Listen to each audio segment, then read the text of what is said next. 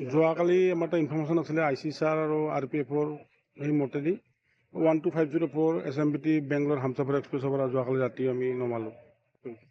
ক'ৰ পৰা ক'ত গৈ আছিল? এইটো আগৰতলৰ পৰা আহিছিলে SMBT বেংগলোৰত। বেংগালুৰুত ক'ত গৈ আছিলে কিবা খবৰ? বেংগলোৰ কোন যায়? কিমান বস্তা আছে চুপাৰীটো? একজাক্টলি 270 এবভ আছে। 270 আছে। বজাৰ মূল্য কিবা গম পাইছে নেকি এতিয়ালৈকে? বজাৰ মূল্যটো এনেকৈ গম পোৱা নাই, কিন্তু এতিয়া এপ্ৰক্সিমেটলি ৱেটটো 70 কেজি মানকৈ আছে। 70 কেজি এটা বস্তাত আছে। আৰু কোনোবা ব্যক্তিক এতিয়া আটক কৰা হৈছে নে না? মানে আমাৰতো এতিয়া তদন্ত চলি আছে, এতিয়ালৈকে কৰা হোৱা নাই।